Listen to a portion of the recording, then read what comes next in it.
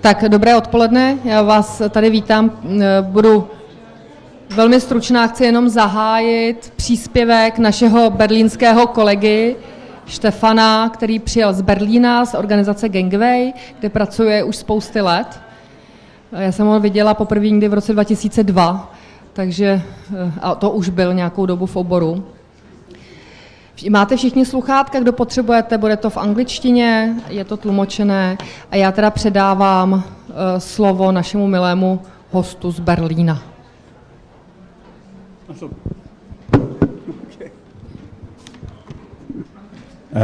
Danke, thank you. Okay.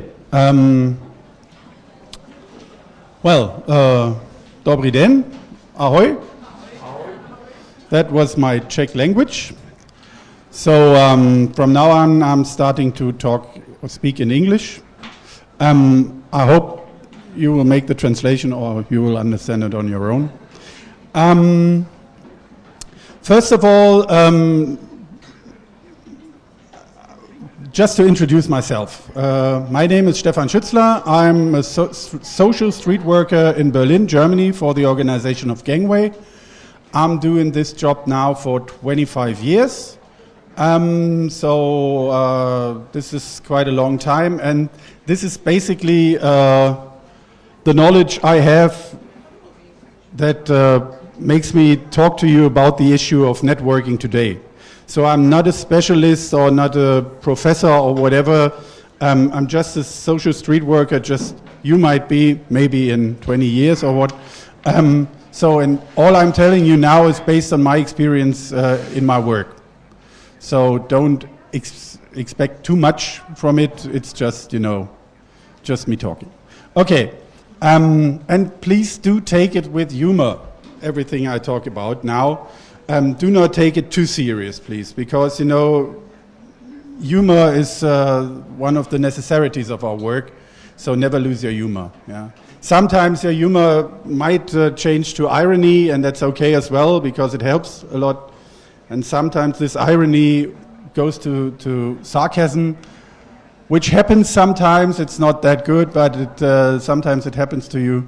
But, with my experience of 25 years, please don't let it come to cynicism, because cynicism kills in our work. So don't take it too serious, and we'll all be fine, I hope.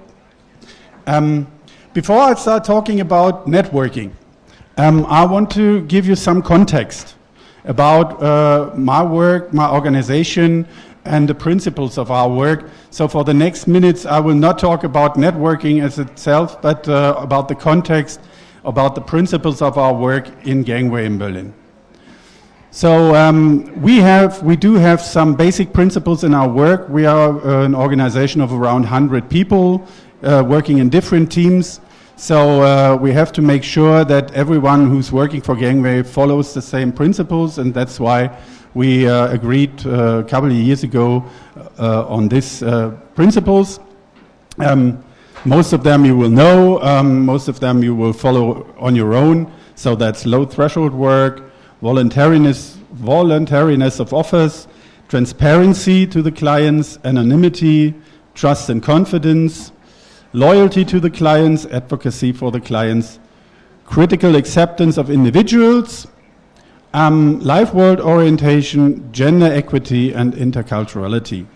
That's the basic principles that we are working on. I marked here in red those principles that are relevant to the whole issue of networking here. Yeah? Transparency means that all of our work is transparent to the kids or to the clients we are working with.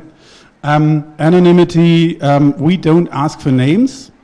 We don't give in files. We don't write down anything. In case we write down something, we follow the principle of transparency. So we let the clients know things like that. Trust and confidence is the most controversial discussed principle whenever I talk about it. Trust and confidence means we do not have anything but the trust of the kids in us. That's our main tool of working, that the kids do trust us like they don't trust any other adult in their life. Yeah, not the teachers, not the policemen, not their parents, not the, big friends, the pedophiles, the drug dealers. They do not trust them. They learn not to trust adults, but they have to trust us. And that's why we take the information they give us confident. We guarantee confidence. And that means, for example, we don't cooperate or collaborate with police or any other authority. Yeah? Loyalty to the clients, it's of course advocacy for the clients. And most of the times we are the only ones in the field around the clients that made us or might act as their advocates. So there's nobody else in the public sector who's advocating for them, who's bringing their interests into the discussion. Yeah, that's our job. And life world orientation, you know what that means. We speak the language of the clients, we know their cultural issues, we know their music, we know their YouTube stuff, and so on and so on. And this is basically, and we obviously we go there where no one else is going, to boldly go where no one. Okay. Just to give you a timeline, how we are working. So yeah, I'm an old military man. That's why I call the day of contact D-Day, the day of invasion. Before we make first contact with a group of clients, there's 2 to 6 weeks that we go around them, look at their environment, look at their behavior, and so on, before we decide those kids, those people might be our clients. So then comes the big day, we take a deep breath and talk to the kids. For the first time, you know that's always the most exciting moment in our work. And from this on, we work for a long time. It says D plus 3 to 6 years. That's the time we are planning our work in. Yeah. After a certain time, we come half or 2 years, we come to the point where we work on individual casework. We start working on individual casework. And from that day on, we start reducing the work with the group. And the work with the group gets less and less intense and less interesting for us. But instead, we start to work in projects for the group or for the individual clients. So our main goal is to get out of that group as many as possible individual casework. Yeah?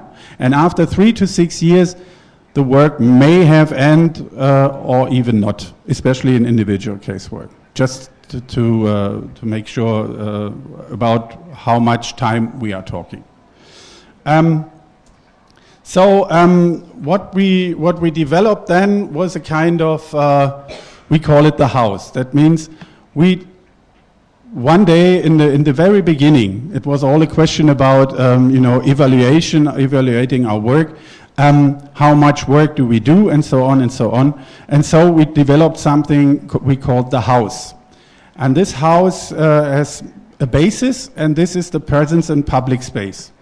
To give you just an imagination, we just counted hours. You know, our team consists of 3 people working 40 hours a week, so that makes 120 hours a week. And then we just counted the hours, how much time do we spend in public, for example. So this was the basis, this is the unique thing about social street work, presence in public space. The next column is individual casework, then we have project work, we have group work, networking, here it comes, and on the roof there's the others. This house is, the special thing about the house is the basis, of course, the presence public space, and the 3 columns, individual casework, project work, and group work, that's mainly all what our work is about. These 4 things. All the rest is not necessarily needful for us in our work. We don't need networking for our work. We don't need the rest of the work. Yeah? It's basically the roof. Others means this is the time you spend for making money. And for all of you who work in NGOs, they know that a certain amount of time you just need to make money, to convince people to make money. Of course, networking can be something good for your individual or project work, no question. But okay, now just to give you the numbers, it says it's from 2000 to 2018, we counted, and that makes 15% of our time we are spending in public space, 25%, 20%, 15%. That means 10% networking as a whole, and all the rest, making money, means 15%. So as I told you, I'm working in that field for 25 years now. That makes 10%, 2.5 years I spent in networking. That makes 1 year of my lifetime I spent in networking. I just counted it. Maybe that shows you why I'm not so very happy about networking as a whole, but it's necessary. It's necessary. Who builds networks and why? There are many reasons why people come to networks or form networks. One is a network is a device developed to catch and or transport things. Here we see two approaches of catching. One is the spider. That's me, walking around with my personal network of people I know, of institutions I have contact to, and so on, walking around it and looking for prey, looking for clients who are in need of that help that I can offer. That's basically spider work. The security aspect means that's a backup. Yeah. It could be, for example, if you look at those artists there, they have this network. They formed this net for harm reduction if they fall down, obviously. So that could it mean for our clients as well? Yeah, harm reduction. You often find this kind of network for politicians who need a backup, not to make their own decision, but to make a decision which is interesting, or it's backed up by many people. So they can always say, yeah, we formed a round table and it was not my decision, but you know. And it is also, if you think of the artists not at the good guys, but for the bad guys, then it's a kind of fence. For example, if a community feels threatened by a group of bad guys, then they could form up a network to prevent them from doing something evil to the community. That sometimes happens in communities. We, for example, had this more than once with young groups of young right-wing extremists, where the community came together and formed a kind of network for democracy or a round table against fascism and so on, just to prevent the community from harm from this group. Okay. Another thing is about, Another thing is a network is for transportation of things. That could be material goods, of course, but also people. Yeah. If we, for example, build up a network for transporting people, that could mean for transporting our kids to your place or to another place. We had that examples here before for youth exchanges, for example. Or I know more than one European network of social workers that is basically for moving the social workers around. So from Congress to Congress and stuff like that. Transportation of immaterial goods is the same, and the transportation of information. Here as an example as Facebook, this transportation of information is the most interesting part for us as social workers, yeah, or should be, yeah. Maybe it's about the transportation of ourselves as well, that we can visit the wonderful city of Prague, for example, but mainly it's about the information that is given in these networks. So, those who organize a network or participate in it do it for their very own purposes. Yeah. often when I sit there in those rounds, I wonder, why are people here? Yeah.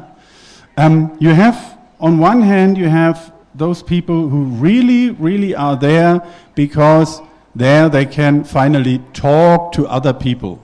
You all may know those rounds, those round tables in your community, where in the end, after 2 hours of sitting, there is this one old man standing up and says, I have to say something more, and starts the discussion again. And so that's not 2 hours, but 4 hours, and everybody's very happy about that.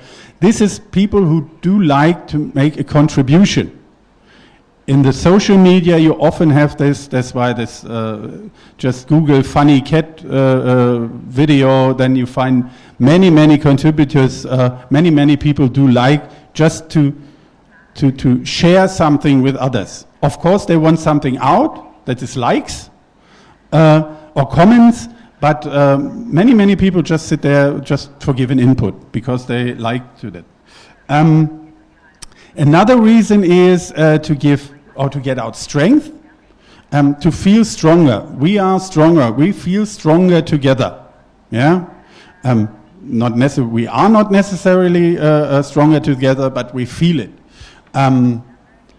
For example, whenever there's a cutting in money, in funding for youth work, people come together and form a network. I don't know whether it happens to you as well, but I know it that happens several times, that when politicians decided, okay, we have to cut the funding for social work, that was the first day when we came together and made up a network or a round table, and then we organized, demonstrations and stuff. So we felt stronger together. Never worked, but we had a good feeling about that. Another reason for coming there, or for organizing, is we had that just before here, is that people organize a network for making money. Facebook is Facebook and Twitter and whatever. They are all supposed to make money. They are devices to make money. That's their basic principle. We can use them, but we have always to keep in mind that they are not made for social reasons. They call themselves the social network, but it's just for money making. Yeah, never forget that. Then we have, of course, those networks formed by people who are really interested in outcome. Like my example is Interpol, for coming together, and people who really like to have some output when they sit there. And there's another reason I didn't write it down, because sometimes it's very embarrassing to meet those people. That are the people who have to be there. Maybe you know kind of people like that. You met them in networks, just like people who sit around there, don't say anything, and just wait for the time passing by. I remember I had once, there was a very intense meeting also about right-wing extremism, and there was a huge discussion, and everybody had another opinion, and it was very strong and tough. And there was that one woman from the local youth club, public youth club, and she just sat there and said nothing. And afterwards, she took me with her car to work, and she get into the car and turned the music on, and it was a right-wing extremist rock band. And I just asked her, why have you been here, and what's your problem, and so, and she just said, yeah, I had to be here. It's all time, I get paid for it, so it's much better than sitting with the dumb clients. It's much more interesting. And this is another reason why many people take part in this. And this is, we call it in German, the taking a soft shower. Just sitting there and being entertained and listening to people, listening to smart people, to funny people, or just watching the show as people fight each other and stuff like that, and just listen and enjoy it. So some people go there for that reason too. This is very important to know, because if you want to use a network or build up a network and then use it, you always have to find out who's participating there and why. Just just because if you're interested in outcome, you have to find out who's your partners, who's really interested in outcome, and who's just around there. Next thing about networks, as I learned, is the net is defined by the fisherman, not by the fish. That means this is especially important if we talk about networks, helping networks for individual casework. Yeah?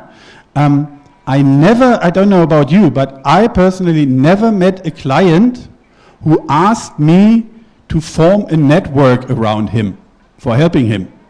Never. They asked me for help or for assistance, maybe, but there was no one telling me, and take my teacher in it, and my mother, and the policeman, and the doctor, and the mayor. Also didn't happen with groups. You know, we are the AK-47 boys and ruling here the neighborhood, and please do form a network around us from preventing us from something. Never happened. Might be different in the Czech Republic, I don't know. But in Germany, didn't happen. But this is really, really important because the issues, the things that we discuss in this network, that we are working on, are not defined by the clients. It is very important that if the clients become part of the network, everything changes. Just imagine little Nemo here would be part of the fisherman's net. Then the work of the net would not be to catch fish anymore. I don't know what it would be, but you know, Nemo would prevent the fishermen from catching fish. So, and this is very important. So, if there is a network existing and you want to make sure that it brings out results for your clients, the best thing is to bring the clients in.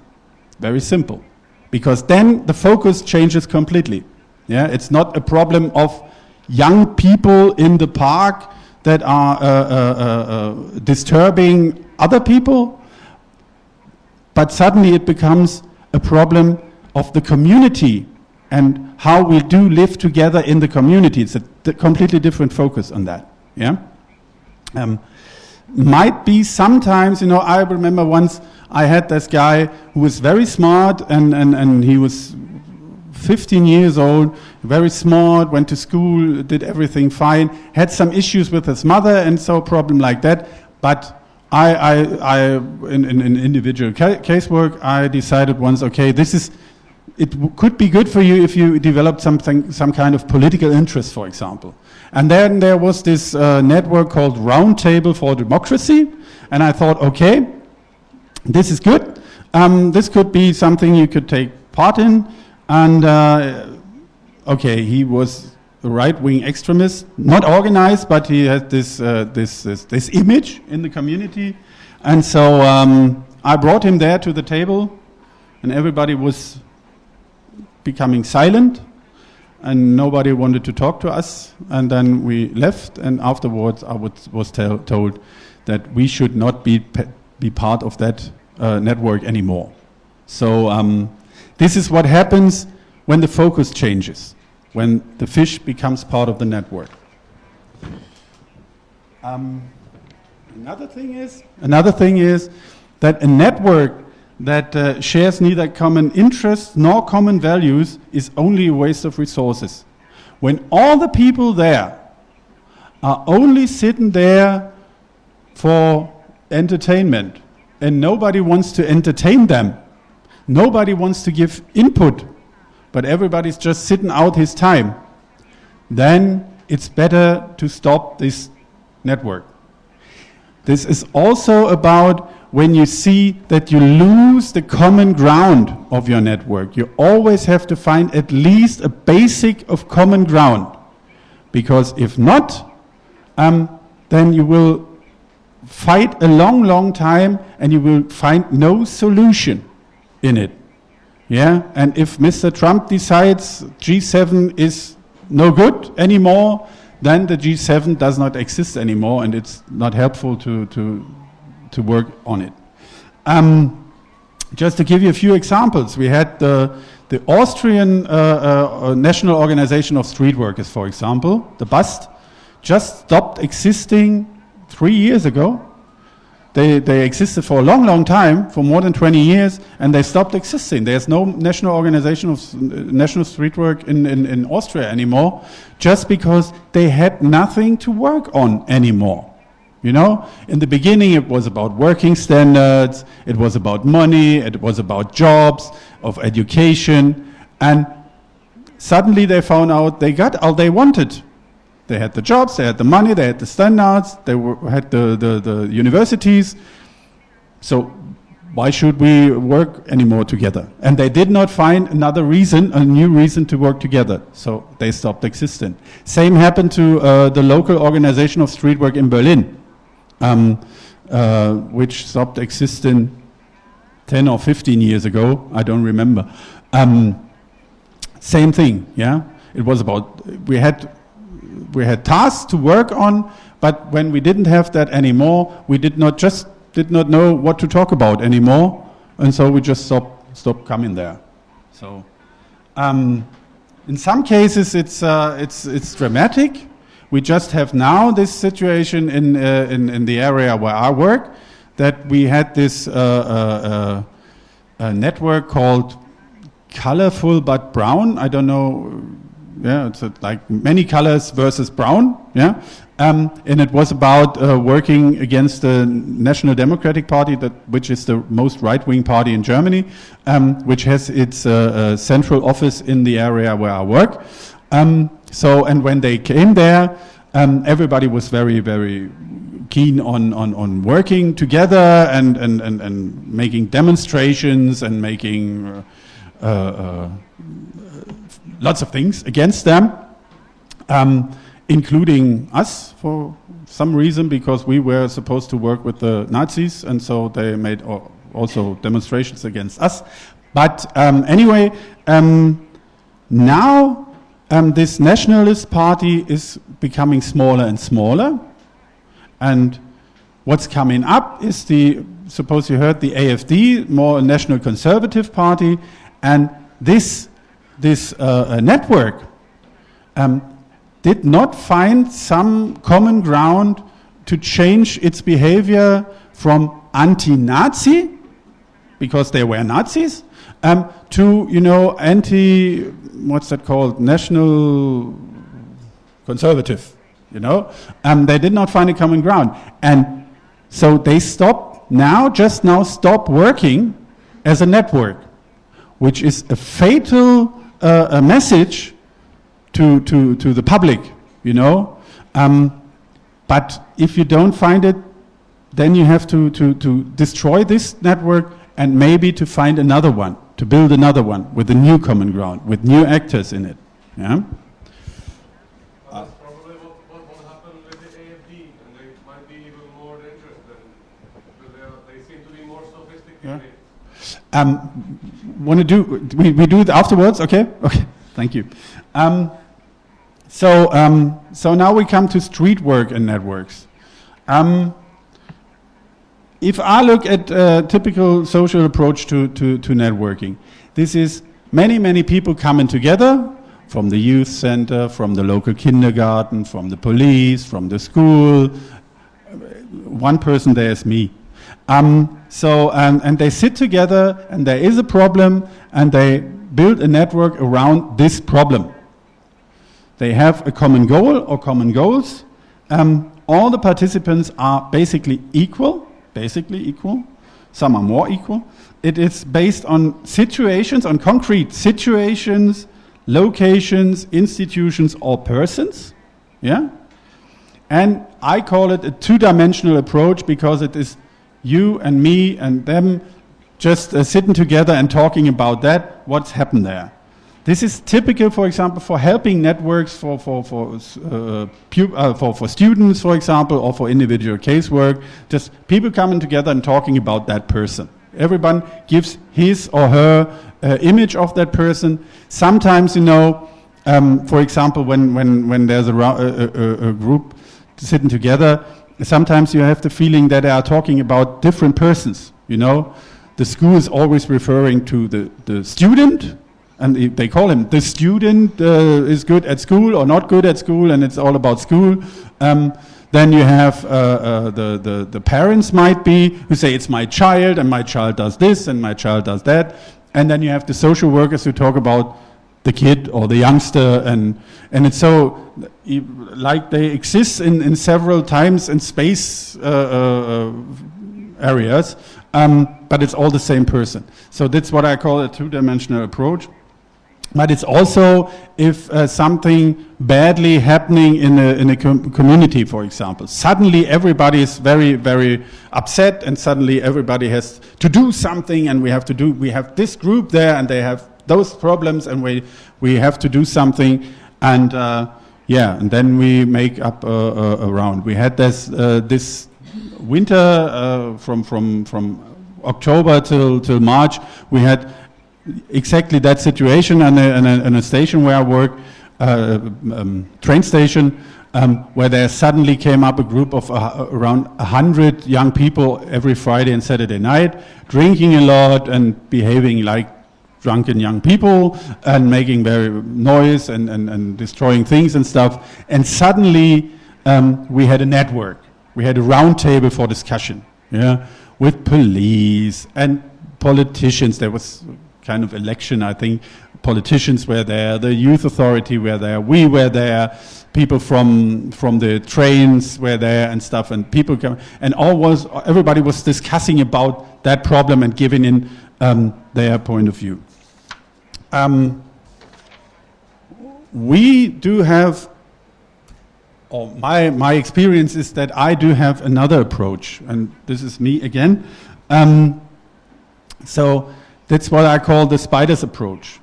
So this is me with my network, as I explained in the beginning. Look at how happy I am. I go around, I have my network, and if a client comes, the network is strong enough that I can answer nearly every question or can help to solve every problem, because I know a lot of people.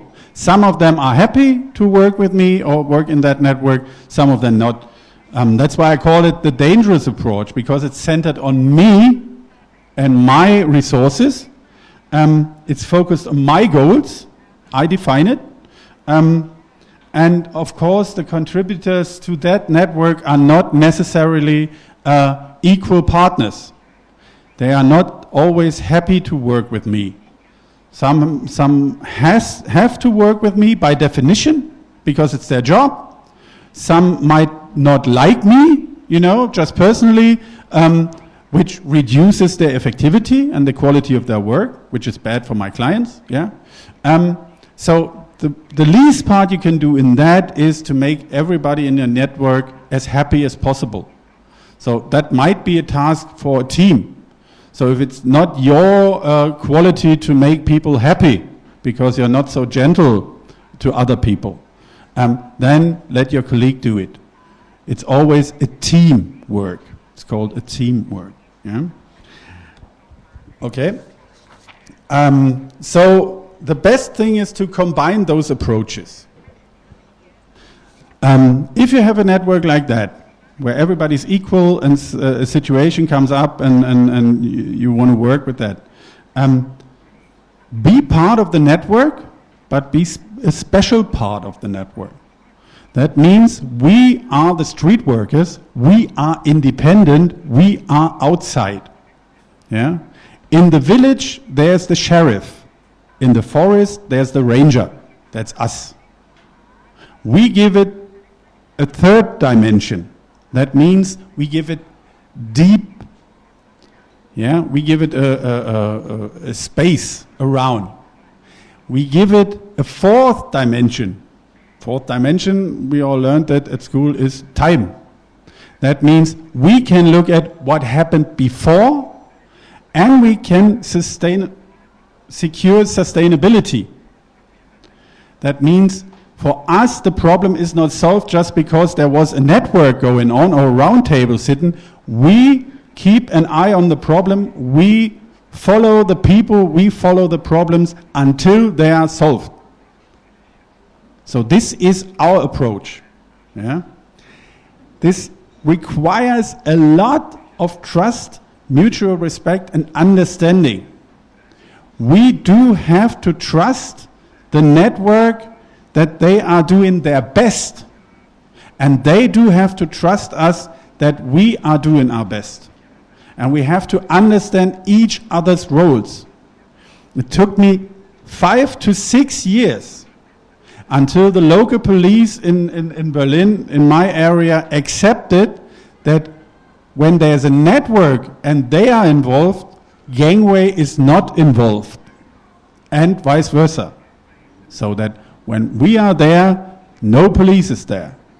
It took 5 to 6 years of harsh discussions, of long discussions. Yeah?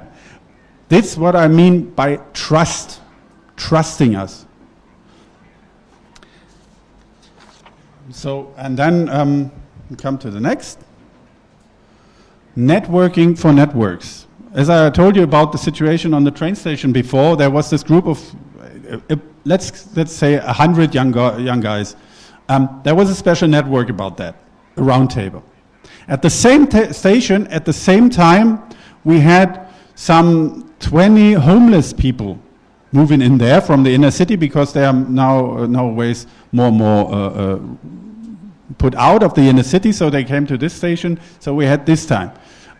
There was another round table for about that problem. And then, same time, we had a community of Roma people coming in there, moving in there and living in 2 or 3 houses there and spending their time at the same train station. So when you came there, nearly every time, especially Friday night, you had all those guys. You had lots of people, and all the brave citizens of that area were very, very angry about that. There's noise, and this is it. And there was a special round table for the Roma people as well.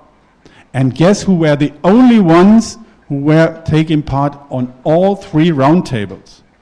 All the others were completely different people, different police, different local authorities, different politicians. Everything was completely different. Because, you know, everyone is very specialized in helping special groups. The only ones who stand in the middle and said, wait a minute, we just had the discussion on another day, just the other day with another group. It was about the Roma. I'm not interested in the Roma people. I'm interested in the young people here, and they are the problem here. So, and this is what's our very, very important situation and our very, very special approach. We shall know everything before it happens. We shall be the best informed people in our community. That should be our approach. That means we have to spend a long time in public at the nasty places. But this is what we are paid for. So, and then to come to an end, my things, it's streetwork and networks. The other ones, I call them the other ones. Yeah. Yes, we shall engage in as many relevant networks as possible. Relevant means relevant to our work, for solving problems, for making solutions. We shall not waste any time or resources on networks that are not relevant to us in our work. We have too little time for that, just to be there and to be seen or whatever. Don't do this. We shall be aware of secret, illegal, or otherwise non-transparent networks, and I give you some examples for that. Yes, we should try to get as much information as possible about them or out of them, but we shall never be part of those. And I showed you some things that in our organization, Gangway as a whole, we are working on the whole city of Berlin, some things that happen to us. Yeah, we have right-wing radicals, we have rockers, and of course, because our clients are not the nice guys, that's why they are our clients, because they are not the nice guys. Some of them are part of that. And some of them, are part of those illegal networks. And of course, sometimes you have contacts to those networks. Yeah, I have colleagues, of course, they are working with kids who are in mosques where they know they are recruiting for ISIS, for example. Of course, some of our clients, are in drug dealing or gun dealing and stuff and know their way into the darknet. We have clients in several groups, Hells Angels, Bandidos, Mongols, in rocker gangs. Of course we do have that. We have clients also in the mafia scene. We do have, and so on and so on. That the biggest part of it is do not become a member of this. You might find it useful to use those contacts. I remember when I had this girl whose boyfriend was in a witness security program for right-wing terrorism, and his group went to her to get to know where he is hiding. Yeah. And she had a little girl of him, and they threatened the little girl. And so she did not know what to do. So I went there to the local, they called it the comradeship, yeah, the local Nazi organization. I went there and talked to the leader and said, Germans don't do this and stuff and that and that. And I'm a social worker, and I'm official and stuff like that, and it worked. They stopped threatening the girl. But then, in exchange, he wanted me to become the social worker of his group. And this is the moment where you have to stop and to draw a line. And this is very important because to reflect this, to always reflect about that, because if you take one step in, one step might be one too many. Yeah, this is very, very important. And as for the NSA, I did not find the symbol for the Czech Secret Service there, so I took the National Security Agency. But I remember when I started in working in 2000 there, in that district, I had within the first 2 months, I had 5 different police organizations coming to me. That was the local normal police to my office. Yeah, each Monday there came another one. There came the local normal police. Then there was the special police for youth criminality. Then there was a special police for political criminality in public. And then we had the Secret Service of the city of Berlin. And then we had the National Secret Service, Verfassungsschutz. And they all came to me. I remember the first day I was there, I was alone, and the guy came in, or 2 guys came in and said, yeah, we are police, and told me, and we can exchange informations and stuff like that. And I said, no. Yeah, he said, but you are from Gangway, and we know you do have that special approach about police and stuff like that. And so, but we are modern policemen, kind of like social workers with guns, stuff like that. And I said, okay, yeah, modern policing and stuff. The next week, I got a call from we are the other police, and we want to talk to you. And then I started thinking, and I remembered what I learned. I'm from East Germany. What I learned about Secret Service, about Stasi. When the Stasi calls you for a meeting, never go alone. Very important if you have those connections to illegal services. Always 4 eyes principle. Never go there alone. So the guys came, we were sitting there as 2, my colleague and me, and they said, yeah, police and stuff like that. But we are modern kind of police, like social workers with guns. And after the 3rd or 4th guy, or 3rd guy, told me the very same story, I thought, okay, this is, do you guys talk to each other or whatever? So this is, I don't know why I'm talking about that, but very important, never go alone there. Yeah, if you have connections to illegal services. So this was mine, and I hope you have questions now. Oh, yeah. I wanted to ask.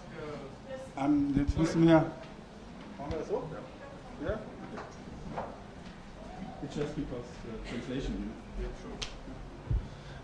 I wanted to ask about the house you were mentioning at the beginning.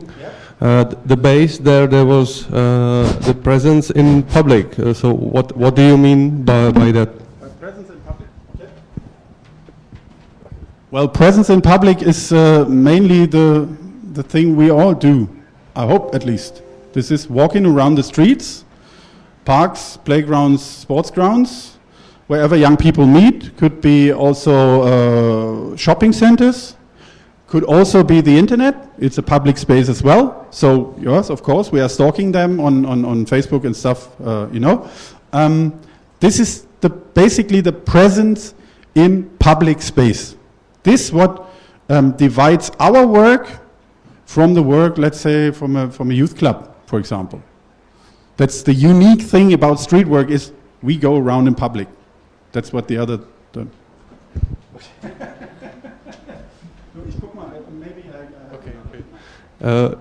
I was thinking if this might be kind of to show your work to the wide public. That was the question. You answered that's the base of the social work. Yeah. So I was thinking about doing something good for the community and to be show up and so on. So thank you. No. By the way, as you mentioned, the house. It's very important for some people. It's completely the other way around.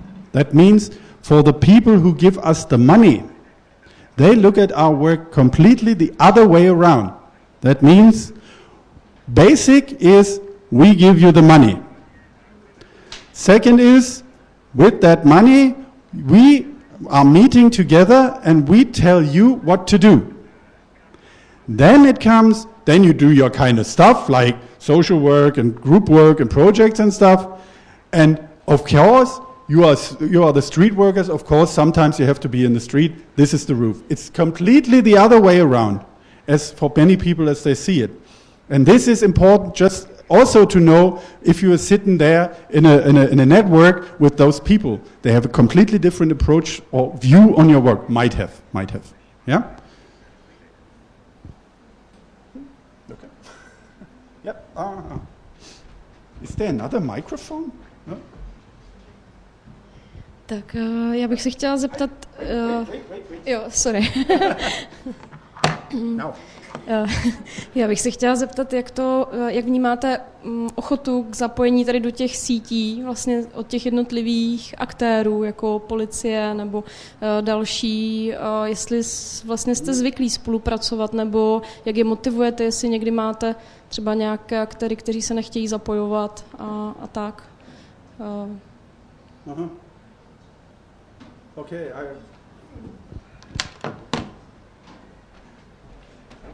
I'll do my best. So, we have in our district, I don't know about your organization or how your work is organized. We have regular meetings on the local basis. Yeah, our district is very, very big. Yeah, it has around 300,000 inhabitants, and it is cut into 5 different areas.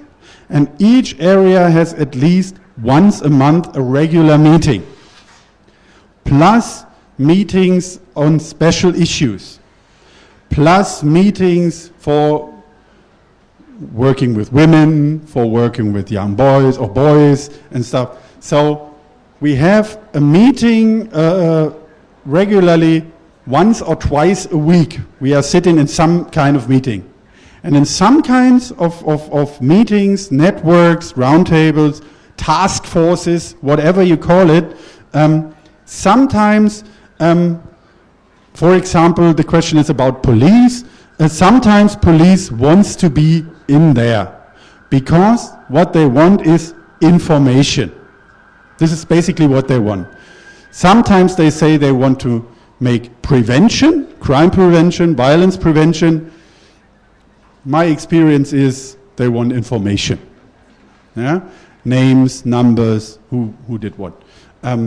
So they are doing their job, and the question is, I do respect that they are doing their job, and it's okay, but it's not my job. Yeah? And so, yes, we had that process of mediation of the conflict. That was not me doing this, because I was involved, I was part of the conflict. That was my boss. She was meeting with the most superior policeman in Berlin, and this man gave it down his hierarchy, and so in the end now they recognize, at least for Gangway in our district, it's no collaboration. So this is about police, and about the others. Yeah, it's so far okay? Okay. Yeah. Okay. Oh, okay. Then, thank you very much. Achso, hi. I just want to continue on that, because for me it's very unimaginable to have that kind of confidence that you have. We have to, it's so crazy in our environment, and I think that no one could give us this trust. So I was wondering what was the biggest challenges in gaining that trust of the people to not always have to explain everything that you do and stuff. Thank you. Yes, I know. I know especially about the situation with the police. This is always a big problem, because it's a very luxury situation that we have in Berlin as our organization. The thing is, we gained this the status by always pointing out that this is our view. We gained it by political influence. Yeah, my boss is a big networker in the politics of Berlin. And we gained it by working. The proof is always in the pudding, as they say, and it is, we worked and we could show that our work helps the community or the individuals. But I agree completely, it takes a long time, and I can completely understand that it's very, very complicated.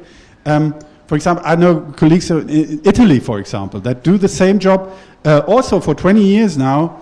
They are paid by the Department of Police. I know the concept in Scandinavia, especially in Denmark, where it's very, very complicated, where I had the situation. I was told that there was the situation that the police and the social workers are going around in the same car. And when there's a conflict in public, then the policeman jumps out the left door and the social worker jumps out the right door, and it's, who's first, first come, first serve. So it's complicated, and I do understand the complication of your situation. I just want to encourage you that it's possible, and it's a way worth going. The more independent you are, and the more trustworthy you are, the better is your work. Yeah, but it's a way to go. It's not you don't have that final station where you can jump off the train. It's always, you'll be always on the train and always working. Yeah? Okay? Okay.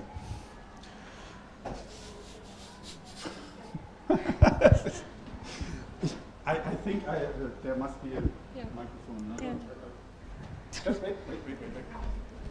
1, 2. Aha, okay. Já jenom proč se na to ptám, Jo.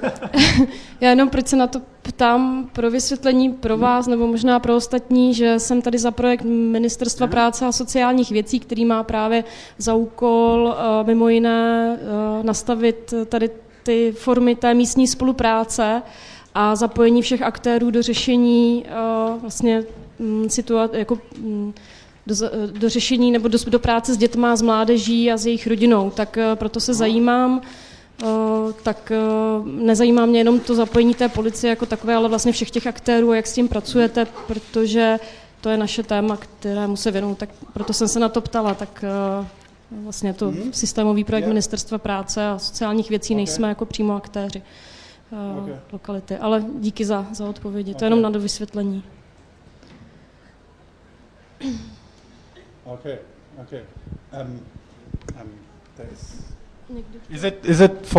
Is it an answer for her? Yeah, it's not answer, it's just reaction. Okay. But I will check okay. in Czech. Okay.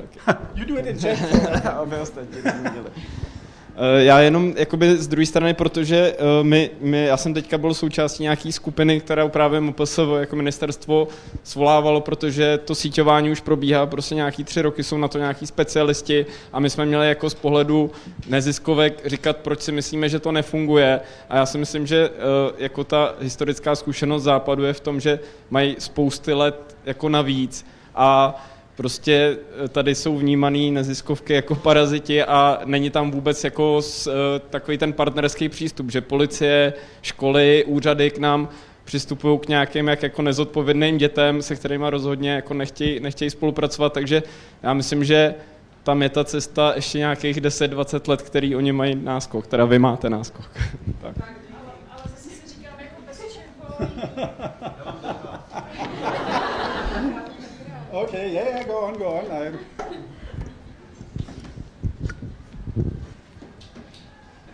Říkal jste, že je důležitý prokazovat výsledky té práce, aby bylo věřeno, k čemu tam jsme. Tak jenom jestli byste třeba uvedl nějaký příklad, jakým způsobem vy prokazujete tu práci streetwork u vás.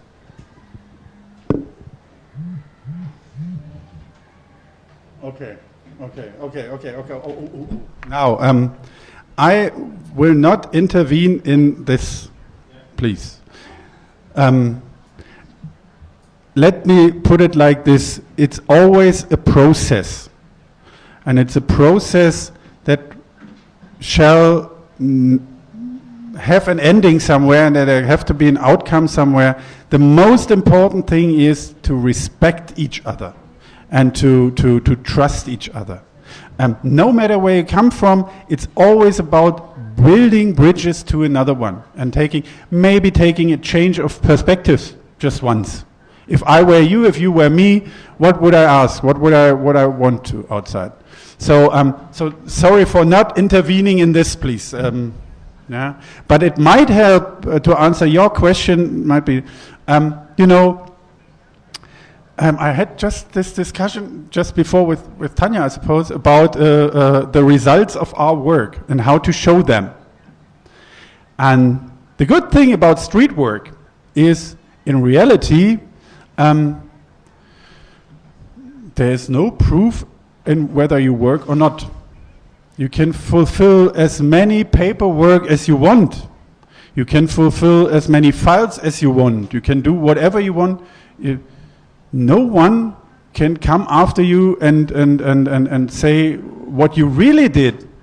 In fact, all the things I told you now, I could have invented completely, because I spent the last 20 years somewhere just pretending to be a street worker, because, I'm mobile.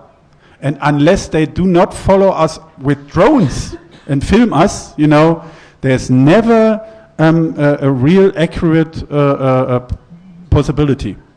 That's why we call it the lyrics. Fill in the lyrics. So, but there are many approaches to make our work countable. Numbers. That's the neoliberal approach. We want numbers. We give you money, and you give us results. Yeah, just like it was a computer game or what. Yeah. This is the approach that is coming all over Europe. Yeah? This is the formal approach.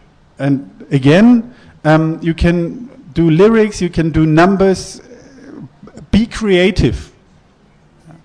The other thing is, there's an informal control in your community.